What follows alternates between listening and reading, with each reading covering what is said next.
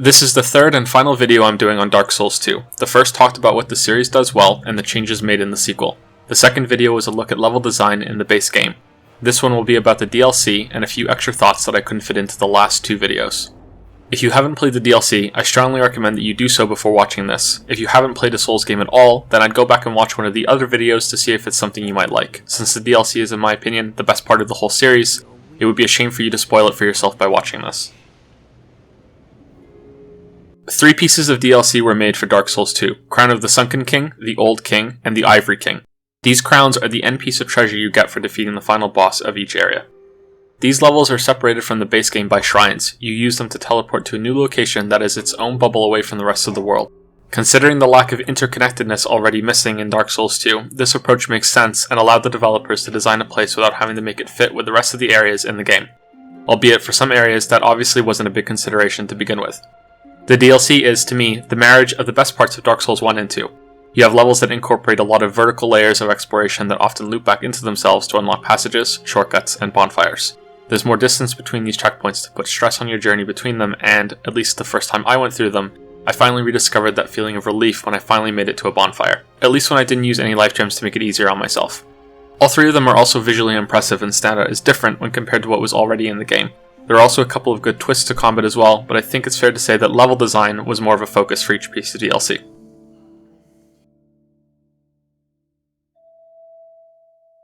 Crown of the Sunken King was released first, and I think it's best to go through them in order.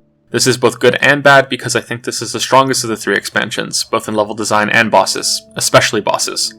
The shrine for this location is in the Black Gulch after the Rotten boss. You walk through a crumbling hallway and out onto a path overlooking Shelva, Sanctum City. From the angle you're on coming through the door, it's impossible to miss the giant temple in the distance and the connecting bridge to another one nearby. A few seconds later, you meet a dragon sleeping above the path you're following. If you watch him fly away, your attention is once again drawn to that same temple. The dragon's name is Sin, and he's the last boss of this area. The introductory bonfire is nearby, and like many in the game, it serves as getting your foot in the door so you don't have to keep loading from another area to get back here. There's a room below this with an elevator that isn't working.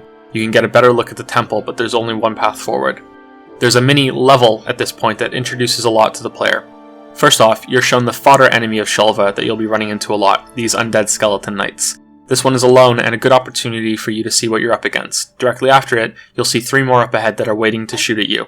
But there's this weird glowing switch thing that looks different than most decorations you've seen in the game so far. If you hit it, a bulky pillar emerges from the floor and knocks all 3 of the archers away and deals heavy damage to them. So the game has just baited you into learning how to use these switches, shown you what they do, and that they damage enemies. Plus the new structure serves as cover if you'd run ahead and finish the 3 archers off. This mechanic repeats again here in case you missed it the first time, or to reinforce the lesson you just learned. If you're curious enough to experiment, you can hit the switches again and jump on top of one to get to a hidden treasure. Continuing through this little corner of the level, you see some more switches and fight some more enemies in some nearby rooms. There are 2 more lessons the game teaches you here, one of which made me really happy because the game finally does something that I've wanted the series to do since Undead Asylum. You see some treasure and you can fall down to get it, or get yourself stuck if you step onto it while it's moving to loot it. This is a bow. It's very unlikely that you've gotten this far without looting a ranged weapon, but the game is giving you one for a reason, to tell you that you can use it to trigger those switches from a distance instead of using a melee weapon. It's a way to rescue yourself from being stuck. Finally, there's another moving platform that opens up a shortcut to the bonfire, one that makes it so you can bypass this whole little teaching area now that you've proven that you understand how it all works. You can move on with the rest of the level armed with the knowledge that you can move parts of the floor and that ranged weapons will have utility here. Immediately you're given a chance to use that knowledge, either with shooting the corrosive bug nests so your equipment doesn't break, or aiming at the exposed part of the statue turtles to kill them, or hitting far off switches to raise more platforms to help you through the level. There's a hidden bonfire here that rewards explorers with an easier checkpoint that links to the next level. You need to follow a path to kill some more archers and then climb up a ladder and shoot some switches to create a bridge to the bonfire. Or if you're more creative, you can jump down to one of the earlier platforms and then raise it while you're on it in order to bypass this section. There's a better hidden area on the far side of this part of the level, as another reward for people who are willing to look around and study the environment for clues. The route to the next level requires you to drop down on some ledges and then cross a narrow bridge. Once again, the camera points at a large temple. There's the glow of a lootable object here and another inactive elevator in the room below it. There's no way up, but now you know that there must be some way to get there later on, or you can be like me and try to find a way for about 20 minutes before giving up. Sin makes a second appearance and attacks 2 of the skeleton knights for you. He only does this once. You enter the temple you saw at the beginning of the level and have all these doors open up in a long sequence for you. This place is very stark, and I think you're meant to feel like you're out of your depth as you start to explore it, especially when you reach the dark, narrow hallway a little later. It feels like you've gotten somewhere that you're not supposed to be. There's a button next to a door here that opens when you hit it. This is another simple way that the game is teaching you about something. A few minutes later, you'll find one next to a door that is out of reach at the end of a long chute. You can use your bow to hit this button, repeating the same lesson as earlier. However, if you're perceptive enough, there's already been 2 buttons before this that you could have shot at. One is nearby, the other is in an earlier section on the ceiling. I missed both of these buttons on my first time through. Let's rewind back to the beginning of the temple. You come across a new enemy type here, and it's being introduced to you in a safe environment. These knights are spirits that are linked to their entombed armor sets. They're immune to physical attacks, but can still receive minor damage from elemental weapons. Even if you don't experiment and attack their glowing armor, it's likely that killing these will take so long that you'll accidentally hit near their tombs and make them lose their defensive boost. They are now regular enemies, and their special armor link does not respawn if you die. There's another enemy here, a caster who stays far away and fires spells at you while you deal with a skeleton soldier. You can decide which one you want to kill first, and then have to manipulate another button in the floor in order to proceed, just in case you didn't see the first one in the wall earlier. By now, I was expecting a bonfire and was shocked when I didn't find one. There are a few paths from here, and I think this is meant to put stress on players who are expecting a checkpoint, and now instead have to explore different routes and keep updating the mental map they're making in their heads. This is already far beyond what anything in the base game demanded of you, and I thought this was fantastic. There's some hidden treasure nearby, behind the doors you need to open by shooting those switches, and a decent ring if you fall into a bug nest and survive your fight out of it. The fall here does quite a bit of damage, but since this is Dark Souls 2 and healing is handled differently, it works here to inflict panic on you without being a cheap way of knocking off a finite healing charge. The next area is full of spikes on the floor and 2 more spirit knights, but this time their armor isn't anywhere nearby. If you're like me, you'll do a mad scramble forward looking for them and end up getting yourself killed when things spiral out of control with more enemies becoming aggressive to you. This is probably my favorite part of the temple. This is a new kind of shortcut since you have to fight your way through to eventually find the big tomb where all the armor sets are being stored, safely away from most of the knights. So when you do destroy them permanently, you have a much easier time progressing through the level when you die. There's also a hidden bonfire here that rewards players enough to inspect their environment, and an optional puzzle with a revolving door and shooting the buttons. You can even make the spikes go away. There's another caster and knight duo here. If you don't find this bonfire, then the journey to the fog gate can be quite taxing. There's a phantom that is a little bullshit like most of the others in the game. You can cheese him using line of sight and stun locking him with fast attacks. Through the fog gate, you come to the bottom of the area and fight monsters that are creepy because they have human-like teeth. They remind me of living versions of the undead dragon legs in Dark Souls 1. There's another bonfire here which I think was placed in case players missed the other one, which is sort of forgivable, but it makes them feel a tad close together. You need an item from inside the temple in order to activate a mechanism here, meaning that you couldn't just have ran through the whole thing without exploring. This makes some platforms rise out of the water, and after activating some elevators, you wind up back at the very beginning of the level, but now have a bridge in order to get to the last part of the area. If you've watched my other videos, then you know I hate that elevators don't reset in this series. This case is no different. The elevator moves really slowly, and I think this could have been done better. This makes the journey to the boss very long. There's another bonfire hidden closer to it, but that's not a good reason to not cut the elevator part down at least. You descend through the ruined guts of the temple and expand on some of the spelunking skills that the moving pillars taught you in the first area of Shalva. I really like this part because you can learn faster and riskier ways of getting to the bottom of the temple and have the chance to get better at it each time you die. And you will die. This boss is Alana, the Squalid Queen. She is, in my opinion, what Nasandra should have been. I like looking up online to see what other players consider to be the most difficult bosses in the series. Alana often ranks high up on that list, and for good reason. She's also what I consider to be the most difficult boss in the game that is absolutely 100% fair. Let's back up to the base game for a minute, to the boss that takes that title outside of the DLC. Dark Lurker is the most difficult boss in many ways, the primary one being the most challenging to even find. There are 3 somewhat hidden areas in the game, one in Shaded Ruins, another in Black Gulch, and the third in Drangleic Castle. Talking to an NPC in all of these areas allows you to open up a portal to a small level. This costs a human effigy, which is an almost finite resource, and you have to spend another one to try again if you fail. This brings another level of tension to trying to get through these areas. Some of the phantoms here are terribly imbalanced. This guy with the double fireworks maces that has infinite stamina and carry weight is a prime example, but most of the enemies here can be stun-locked to dead by chaining attacks. These areas are okay, but it's Dark Lurker that's the real prize here. This is easily the best boss in the base game. It proves that fighting multiple enemies can work in the series, and that it can provide a fantastic challenge if it's balanced properly. You start the fight against only one of them. You learn his attack patterns and what sort of spells he's going to throw at you. His melee swings are clearly telegraphed and pretty easy to avoid. Most of his attacks are like this, and the true difficulty doesn't present itself until he splits into two. I've said in the past that fighting multiple enemies can result in unfair moments when attacks can layer over each other, resulting in unavoidable damage since there's no correct time to block or roll. Not so here. It's been taken into consideration so that the player is always in control of how they deal with different combinations of spells, teleports, and melee swings. Both Dark Lurkers can shift away from you to wind up some sort of projectile. The challenge is in keeping track of both of them, and all the spells are recognizable and avoidable, even the beam that can cut you off from a large chunk of the room. There's a significant pause between all attacks for you to be able to go on the offensive, and even melee swings are slow enough that you can get away from them if they both attack in the same way. This is a brilliant fight. It's the best one in the base game as far as I'm concerned, and one of the best in the entire series. I bring it up now because Alana is the same kind of encounter, only with a spellcaster and a melee opponent duo. Throughout the fight she can summon 3 little piggies, 3 skeleton warriors, or Velstadt.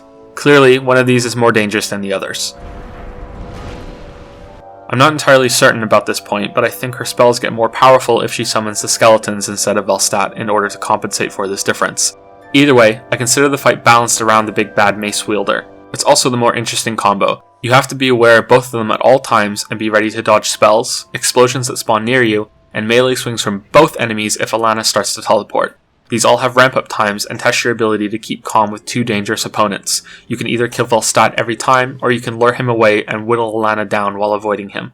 You may also notice that parts of Shalva were preparing you for this kind of fight. There are enemies similar to Alana in the temple, but also 2 cases where you have to deal with one paired with a melee guy at the same time. I also think reusing Velstadt for this was a good idea, since it's an enemy that most players will have encountered before. I think this sort of boss battle with more than one opponent is far superior when done like this, with abilities made to challenge your awareness and reaction times, but not constantly overlap with each other and force you into a tiresome waiting game like Ornstein and Smo. The dragon wall from the Skyrim trailer opens up after Alana is dead. There's a short jog to the next bonfire that is directly in front of a fog gate. There's no long run to the next boss, no elevators to slow you down. I really like that the game does this sometimes to break up the pattern of making a long run from a checkpoint to a boss, especially when they're some of the more difficult ones. You might also note that this DLC has loaded its bosses at the end. I wonder if this was to provide players who might struggle on the bosses a large chunk of content to get through without it being gated. This design choice continues in Crown of the Old King and to some extent in Ivory King as well. Sin the Slumbering Dragon is the next boss, and I'll show my bias here by saying that this isn't only my favorite boss fight in the series, but it might be my favorite boss ever. The only things I can think of right now that could challenge it are Lavos from Chrono Trigger, some of the moments in Shadow of the Colossus, and some raid encounters in Ulduar and Throne of Thunder in World of Warcraft. Sin starts the fight by spewing poison fire into the air and then diving forward. On the ground, this fight can feel similar to Calamite, but this dragon hasn't been wounded in the same way. Sin can still fly, and will often launch into the air to spew fire at you and then do a dive bomb attack that will clear half of the arena away of any obstacles. This place is full of stone pillars at the start and will be swept clean by the end of your battle. This fight isn't as challenging as Alana or Fume Knight in the next DLC. Difficulty is always going to be subjective, both for player builds and playstyles. I killed Sin on my 3rd try and then went on to die to Ava about 30 or so times, yet I still love this fight, even if it becomes a little easy once you learn all of Sin's attack patterns, but that could be said for pretty much every boss. Fighting Sin feels like you're actually trying to bring down a dragon. Of course, it's impossible to ever know that for sure, but compare it to past dragon fights in the series or other games, sorry Skyrim, and you'll see what I mean. Sin's attacks are dangerous, cover a large area, he has his own twisted version of fire, and actually uses the momentum he has while flying as an attack to try to kill you. I can only speak for myself here, but this fulfilled some boyish fantasy I had of actually killing a dragon.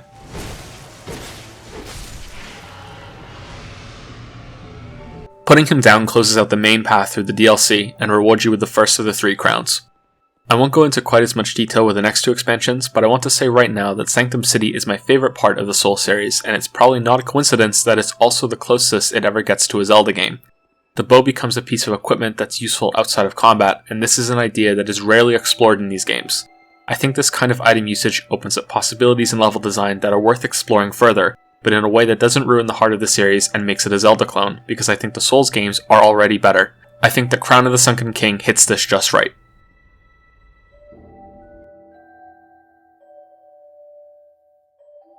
Brume Tower is next up, and the shrine that takes you there is under the Lake of Lava after Iron Keep.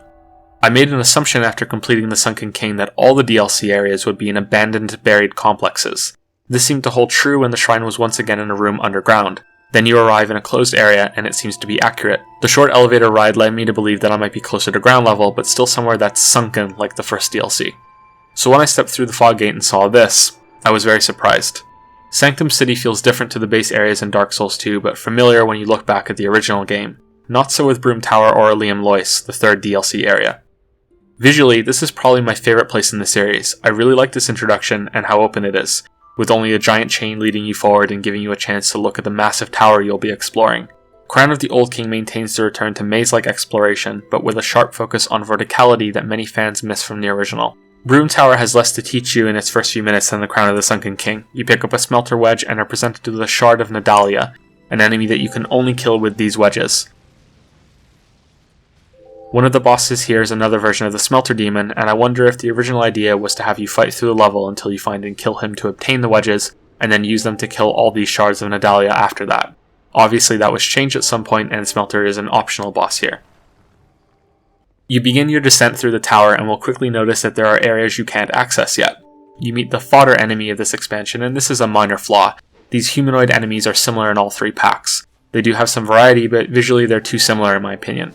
When you come across the next Nadalia shard, you'll learn that they empower all nearby enemies. It covers them in ash and makes them more difficult to kill. I think they also deal more damage, but I'm not sure. This is one of the mechanics of this expansion, dealing with these shards and the enemies around them. This isn't quite as compelling as the things you had to do in Sanctum City, but it's still a welcome twist on gameplay. Mapping out the tower is the real fun to be had as you continue your descent. Eventually you'll see a group of enemies carrying barrels of gunpowder. This encounter is set up to deliberately show you that these will explode when exposed to fire and will damage other enemies. Then there's another encounter that shows the same thing. The game is trying to teach you to use these enemies and the fire in the level to your advantage instead of treating it like just another obstacle. If you learn this lesson, then you'll be able to herd these enemies down trapdoors in an upcoming room and then use a giant enemy's fire in order to clear them out. Or, if you're like me, you'll be too stupid to notice this your first time and you'll just fight all the enemies instead and then move on wondering what all those trapdoors were about.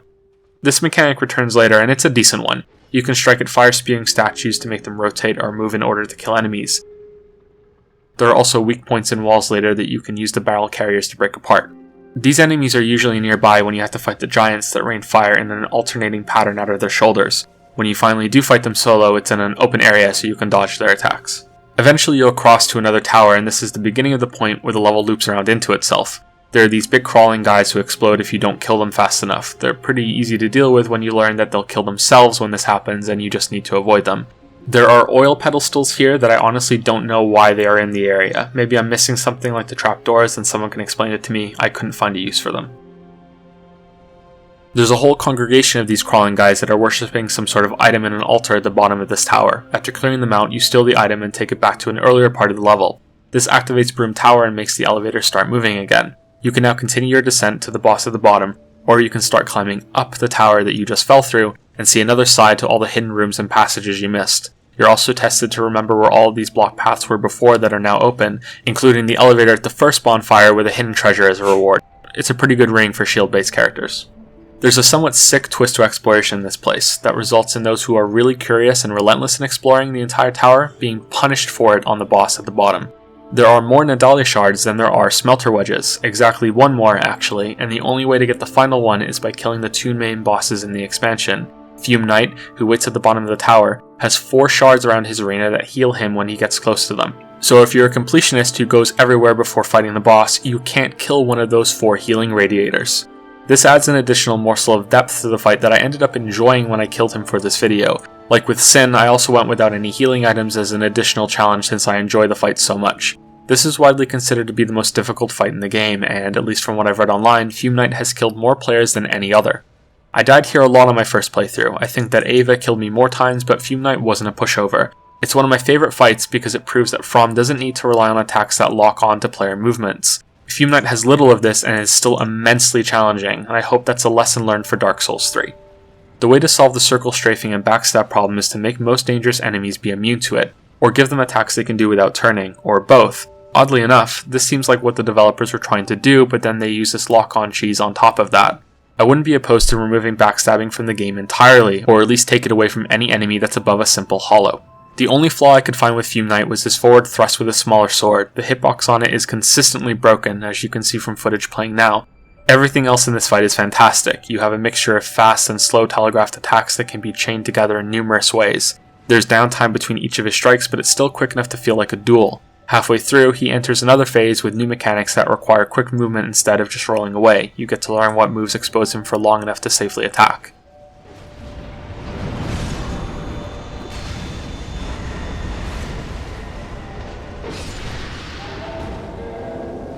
I wish I could say the same for Sir Alon. He's still a good fight, but is trivialized by using a shield.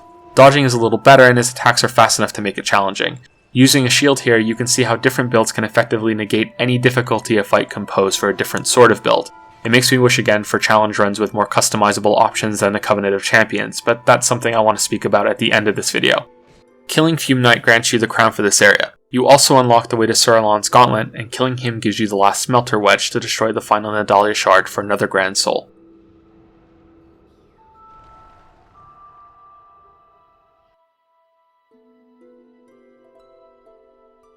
Crown of the Ivory King is accessed at the Shrine of Winter on the way to Drangleic Castle.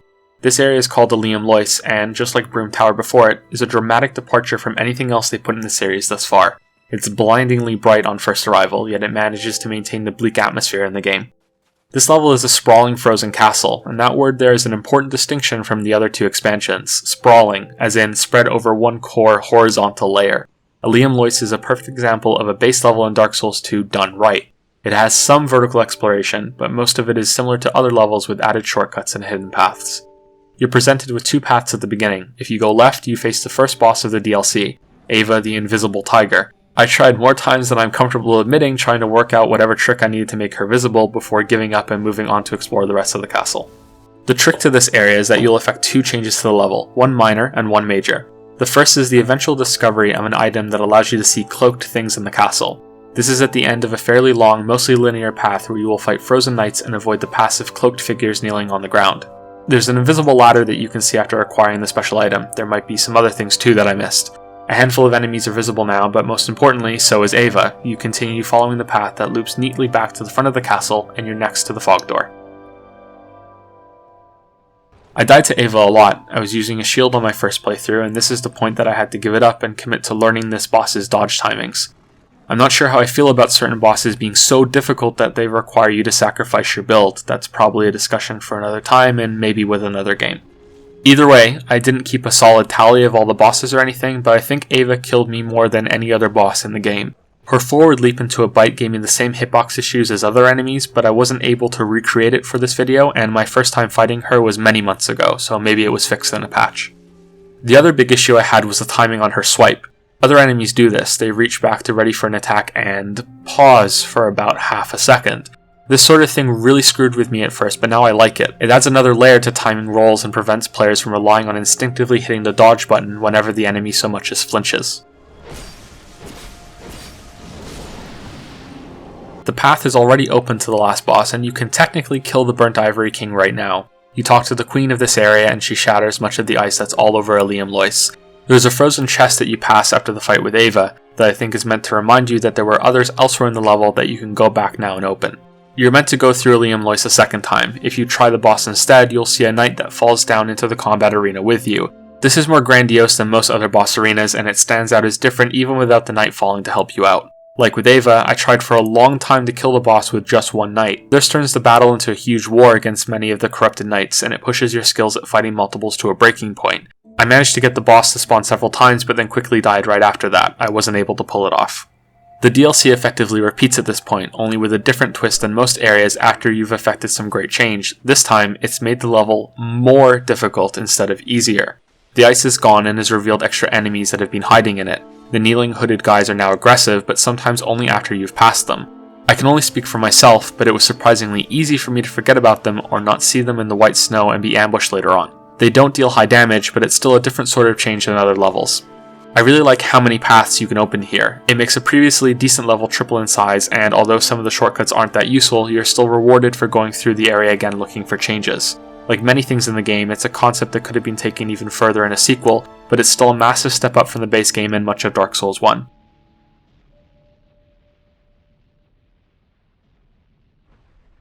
The goal here is to find 3 more knights to ally with to help you against the Burnt Ivory King. This makes it so they can freeze the portals that are continually spawning corrupted knights, so that you can fight the boss 1-on-1, or 2-on-2 until the extra knights are killed. The footage playing now is actually the first time I've killed him, and I was disappointed that finding all 4 knights makes it so easy. I think this is an example of a boss concept meshing poorly with its difficulty. I like this encounter because of the visuals and the twist on finding allies to execute your own mini invasion, but when you drop down with 4 knights, this fight is a joke. Yet the final duel with the boss can't be as difficult as other ones because then players would be frustrated if they tried to beat the encounter with fewer knights. I think having the fight change would have been a good middle ground. The more knights you have, the easier the first phase against the army from the portals becomes, but then the final showdown becomes more difficult. Maybe the Ivory King could become faster or gain some extra moves. As he is right now, even without the extra knights helping you, he feels like a poor man's Artorias. And that's it for the DLC in Dark Souls 2. Well, at least it mostly is. It's the great parts of the DLC. If you've played through it yourself, then you might be wondering why I left some parts out. Let's talk about those now.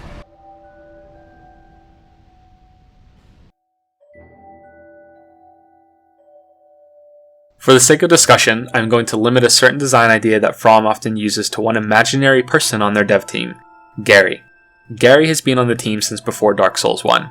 Gary is the one who thinks waiting for elevators and having a curse persist through death is good game design.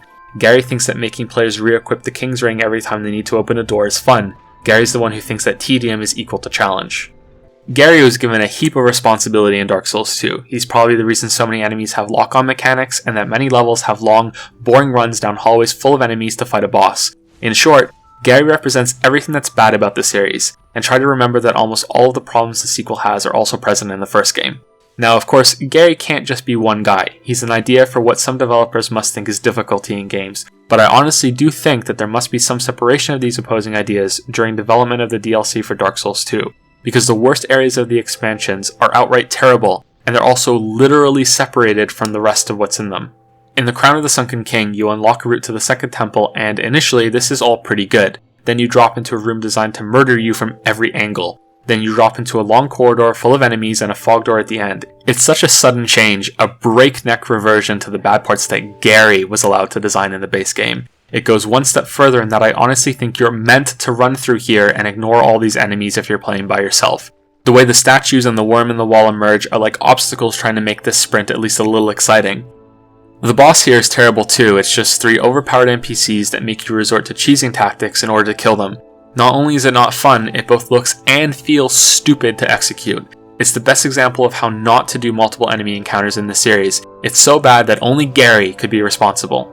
There's something very similar near the bottom of Brume Tower. The path to the Smelter Demon's fog door is insane. Once again, I feel like it's a challenge set up for you to learn how to run through, but they can't even be consistent about that since there are casters here that put a slowing spell on you. If you're a melee character, there are enemies here that you simply cannot kill, but since you should be using a ranged weapon anyway, maybe that's okay? Not really, because it's boring to hump cover and work your way through it all. It's tedious, boring, not fun, classic Gary.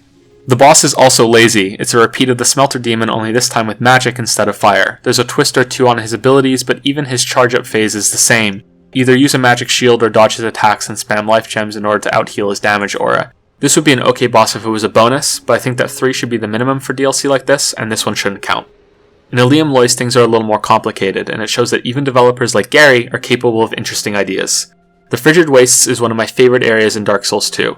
It's unique in that it's a vast, open space that you are allowed to explore in any way that you like. It turns out that most of it is empty, but the idea is still sound. There's also a trial mechanic you have to learn, low visibility in the storm, that makes you have to work out how to navigate it, either by memorizing what direction to go in the brief moments that the storm clears, or by using the ever-present sun in the sky as a marker to base your direction off of.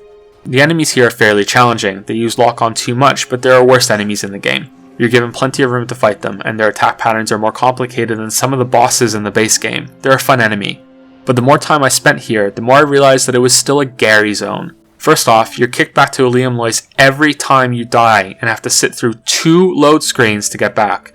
I understand that having a bonfire in the middle of a blizzard would be terrible, but the sled coffin could have landed in a little shelter underground, or something out of the snow so you didn't have to load it all every time. I can only imagine how bad this must be for consoles. Following that, even though I praised the evil reindeer, there are times that their spawn points will bug and you can get 3 or more of them running at you at the same time. This is an enemy that is not fair to fight in greater numbers because of their lock-on charge. Deaths from this feed into the problem of loading the area each time. Lastly, the boss here is ridiculous. I killed them on my 4th try, but I think I was over-leveled or I got lucky, or maybe dying to Ava so much prepared me for it. This is another reused boss, only now you fight 2 of them. This whole setup here is so bad that it comes close to rivaling Lost Izalith for me. Let's look at it. You have the load screens that are followed by the longest walk from a bonfire to boss door in the entire series. Most of that walk is through empty space that is only fun to navigate the first time or two while you're learning the area. Near the end is the bug spawn point of the evil reindeer, and you can end up with Rudolph and Blitzen prancing all over your frozen ass after you've wasted upwards of 5 minutes getting back to this point. Then, when you finally do make it to the fog door, you have to deal with 2 cats that have attacks that do not mesh well and can result in bullshit moments of unavoidable damage, which would be okay if it weren't for damage being so high that you can die from full health to certain combos. Once one is dead, you also have to have high enough damage to kill the second one through a buff or survive long enough for it to wear off. And each time you die, you go back to Eleum Loyce and do the whole thing all over again. Consider how great this area would have been if there were more things to find in the blizzard, a bonfire to discover near the boss room, or maybe another sled route that could link back to the starting area, reindeers that aren't bugged, and a new, fresh boss that's a solid challenge to test your skills of reading the snowy environment like before. Maybe an invisible cat that you can only see when the blizzard dies away, and that another boss could have been put in front of the Burnt Ivory King. It fits so much better. I really hate the first 2 Gary sections in Sanctum City and Brume Tower, but this part wins the award for worst part of otherwise incredible DLC. It's disappointing because it's so close to being good.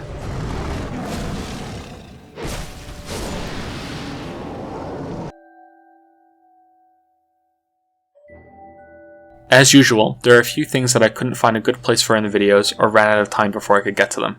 Let's get my biggest nitpick out of the way first. Why did they increase the animation time for opening a chest? Look at this. The last thing I should ever feel when I find a room full of treasure is reluctance because I'm tied down to waiting for so long. These 2 start at the same time. The one on the left is done, has the treasure, walks away, meets a girl, has some kids, they're in college, now the other one is finally done. I think the series could greatly benefit from some different play modes, challenge runs that become available after beating the game once, rules that you lock into after class selection about not using magic or range weapons, or committing to not using a shield or vowing to beat the game with only one weapon type. Extreme ones could remove more superfluous bonfires from the game. These harder runs could offer more replay value and unlockables as rewards and expand on the basic premise of the Covenant of Champions. A boss-only mode would also be good. I'm unsure about the suggestion because some might like how you have to conquer each level to face the boss, but after beating the game a few times, I think it could be an excellent feature. There could be more challenges tied to it as well. Speaking of bosses, I think that most of them don't have enough health. Some early ones have to be balanced around players who don't understand the upgrade system as well as they should, but even later bosses in the game die so fast you don't see all of their moves. Ignoring some mechanics and burning them down can sometimes be viable, and I think it ruins some of the fights. Same goes for Dark Souls 1. I like the idea of the boss absorbing any souls you were carrying if you die to them instead of making a bloodstain, and they gain extra HP whenever they kill you, up to a certain maximum, so that some of the difficulty of the fight is maintained after you've learned all of their moves. It's another version of your shrinking health bar after each death, and can also provide a larger reward for killing a boss. It would also be some assurance that souls collected won't be lost forever if you fight your way back to the fog door each time. Bonfire aesthetics are a great idea that's implemented well. New Game Plus has a tiny bit more care put into it too, with additional enemies and red phantoms. It's not mind-blowing or anything, but it's a good start that is hopefully expanded on in Dark Souls 3. Finally, I think the biggest mistake the game makes is not using the addition of regenerating health as a springboard into much larger and more complicated areas. Playing it today, levels are easy to string together, and weapon durability of all things ends up being the limiting factor that makes you use a bonfire. This ties into how some concepts weren't taken past the introductory stages. I mentioned most of these in the previous video. The cackling curse jars are never used in any real stressful way. An entire series of challenges could have been built around them, same for the poison in Earthen Peak and the bells in Undead Crypt. Drangleic Castle teases out a new mechanic with using the souls of slain enemies to power golem figures to open doors. This could have been used in so many different ways to create a sprawling maze throughout the entire castle, and yet it's only used 3 times in the same way. It's like From thought of new twists on the game's core mechanics and then never did anything with them. As much as I love Crown of the Sunken King, I think this level could have been bigger and that the moving pillars aren't used enough after how carefully they were taught to the player. I wonder sometimes if this is out of fear of fatiguing new players since the game's combat can be difficult your first time through, or if that difficulty is used as an excuse to get a lot of mileage out of what can be surprisingly small levels once you master combat. So that's Dark Souls 2. I have a rule about making these videos that I can say pretty much whatever I want as long as I can back it up with an example, whether that's in the script or game footage. That doesn't mean an example proves what I say or anything, only that it can serve as evidence enough to warrant mentioning whatever it is. I'm going to break that rule to be speculative for a minute about why people have reacted the way they have to Dark Souls 2. I wonder if it's about ego. The main draw of the Souls series is its difficulty. Whether that's about challenging players or simply wanting them to feel accomplished when they succeed, it doesn't matter why, just that mastering the game is the primary reason that most will play it. I wonder if going from Dark Souls 1 to 2 after achieving some level of mastery of the mechanics in the original was an uncomfortable experience for some people. It's like learning how to ride a bike again when you're berating yourself that you should already know how to do it. Things feel different, combat has changed, there's this focus on multiples that wasn't present as much in the first game. I think it's easy for some players to slip into the trap of thinking the sequel is more of the same and approaching it like a glorified expansion rather than a new game, because that's exactly what I did on my first playthrough. I'm saying all this because I can understand when people say the level design isn't as good. I can also understand why people don't like the bosses in the base game, but I don't understand it when people say Dark Souls 2 is cheap and unfair. Virtually every instance that it gets close to deserving those labels, the original does the same just as much or even more. It's easy to ignore the same amount of ambushes and supposedly cheap enemy placement in the first game when you were brand new and didn't know any better, just like it's easy to recognize ambushes in the sequel but now you have the experience to get frustrated with them. Dark Souls 1 is a flawed masterpiece. Dark Souls 2 comes close to matching it. Sometimes I think it surpasses the original in the DLC areas. Sometimes I wonder if my preference for the combat in the sequel is solely because of the improved frame rate. It feels so much better to play. But sometimes I wonder if the real deciding factor is which one of these games you play first, because Dark Souls 1 is the game I remember more fondly, even if I'd rather replay the sequel before going back to it. Thank you very much for watching. If you enjoyed this video and want to see more, you might want to subscribe to the channel or follow me on Twitter. If you liked it a lot more than that, I have a Patreon account if you'd like to support future videos. My intention with splitting this series up was to have 3 videos that could be watched in any order if you already played the games, and to stay short enough not to scare away new viewers. I think they still might have been on the long side, but I didn't want to arbitrarily split them up even more. I doubt that I'll be able to play Bloodborne before Dark Souls 3 comes out. If I somehow manage it, then I'll try to do at least one video on the game before April. I'm going to try to do some shorter videos for the next few weeks. There are several upcoming games that I'd like to try reviewing without spoilers in addition to some analysis. I also still haven't played Witcher 3, and I would like to replay the entire series before getting to it. I have a lot of ideas, but if anyone would like to suggest something, then I'd be happy to hear it. I'll probably get to it eventually. Also, because of comments on the last video, I went ahead and got Scholar of the First Sin for Dark Souls 2, and I'll probably make a video on it just like I did for this one. I don't know when I'll get to it, but it might be soon. Thanks again for watching. You need to follow a path to kill some more archers and then climb up...